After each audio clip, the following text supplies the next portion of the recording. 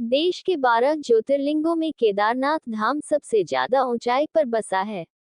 ये धाम मंदाकिनी नदी के किनारे 3581 मीटर की ऊंचाई पर स्थित है। ये उत्तराखंड का सबसे विशाल शिव मंदिर है, जो पत्थरों के शिलाखंडों को जोड़कर बनाया गया है। ये ज्योतिर्लिंग त्रिकोण आकार का है और इसकी स्थापना के बारे में कहा जाता है कि हिमालय के केदार श्रृंग पर भगवान विष्णु के अवतार नर और नारायण ऋषि तपस्या करते थे। उनकी तपस्या से प्रसन्न होकर भोलेनाथ प्रकट हुए और उन्हें ज्योतिर्लिंग के रूप में सदा वास करने का वरदान दिया। 12 ज्योतिर्लिंगों में सर्वोच्च है केदारनाथ धाम। केदारनाथ में शिव का रुद्र रूप निवास करता है, इसलिए इस संपूर्ण क्षेत्र को रुद्रप्रयाग कहते हैं।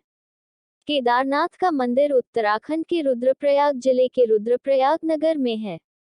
यहाँ भगवान शिव ने रौद्र रूप में अवतार लिया था। केदारनाथ धाम को देश के 12 ज्योतिर्लिंगों में सर्वोच्च माना जाता है। मानो स्वर्ग में रहने वाले देवताओं का मृत्युलोक को झांकने का ये झरोखा हो। धार्मिक ग्रंथों के अनुसार 12 ज्योतिर्लिंगों में केदार का ज्योतिर्लिंग सबसे ऊंचे स्थान पर है। किसने की मंदिर की स्थापना? केदारनाथ मंदिर एक 6 फीट ऊंचे चौकोर चबूतरे पर बना हुआ है। मंदिर में मुख्य भाग मंडप और गर्भगृह के चारों ओर घूमने के लिए रास्ता है।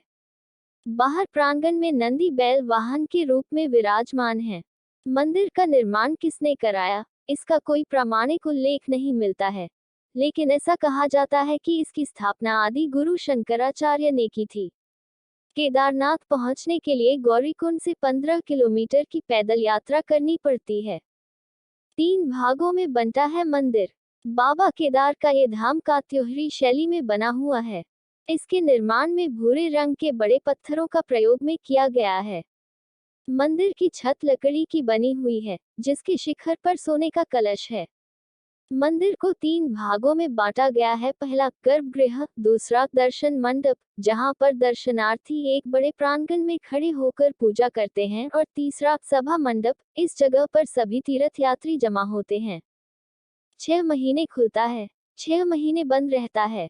भगवान केदारनाथ के दर्शन के लिए ये मंदिर केवल 6 महीने ही खुलता है और 6 महीने बंद रहता है।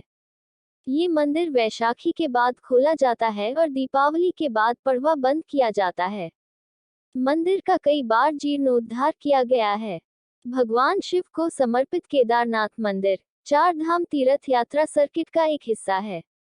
मंदिर के पीछे केदारनाथ शिखर, केदार गुंबद और अन्य हिमालय की चोटियां हैं। इस क्षेत्र का ऐतिहासिक नाम केदार खंड है। दर्शन से मोक्ष प्राप्ति की मान्यता है। समूचा काशी, गुप्त काशी और उत्तर काशी क्षेत्र शिव के त्रिशूल पर बसा है। यहीं से पाताल और यहीं से स्वर्ग जाने का मार्ग है। शिव पुराण के अनुसार मनुष्य यदि बदरीवन की यात्रा करके नर तथा नारायण और केदारेश्वर शिव के स्वरूप का दर्शन करता है, तो उसे मोक्ष प्राप्त हो जाता है। यात्रा में मृत्यु होने पर मुक्ति की मान्यता। ऐसा मनुष्य जो केदारनाथ ज्योतिर्लिंग में भक्ति भावना रखता है और उनके दर्शन के लिए अपने स्थान से प्रस्थान करता है, लेकिन रास्ते में ही उसकी मृत्यु हो जाती है, जिससे वह केदारेश्वर का दर्शन नहीं कर पाता है, तो समझना चाहिए कि निश्चित ही उस मनुष्य की मुक्ति हो गई। सबसे पहले पांडवों ने बनवाया था केदारनाथ मंदिर। ऐसा कहा जाता है कि केदारनाथ में मौजूद ज्योतिर्लिंग आधा है और इसे पूर्ण बनाता है नेपाल में मौजूद पशुपतिनाथ मंदिर का शिवलिंग। ऐसा भी कहा जाता है कि केदारनाथ का मंदिर सबसे पहले पांडवों ने बनवाया था, मगर ठंडा स्थान होने की वजह से यहाँ बना मंदिर और शिवलिंग दोनों ही बर्फ के नीचे दब गए थे। इसके बाद इस मंदिर का निर्माण आदि शंकराचार्य ने भी करवाया था। मंदिर के पीछे ही आदि शंकराचार्य ने समाधि भी ली थी।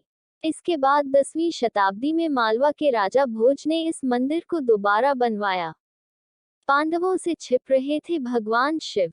ऐसी मान्यता है कि द्वापर काल में जब पांडवों ने महाभारत का युद्ध जीत लिया था, तब उन्हें इस बात की ग्लानि हो रही थी कि उन्होंने अपने भाइयों, सगे संबंधियों का वध किया है। उन्होंने बहुत पाप किया है, इसे लेकर वो बहुत दुखी रहा करते थे। इन पापों से मुक्ति के लिए पांडवों ने भगवान शिव के दर्शन के लिए काशी पहुंचे।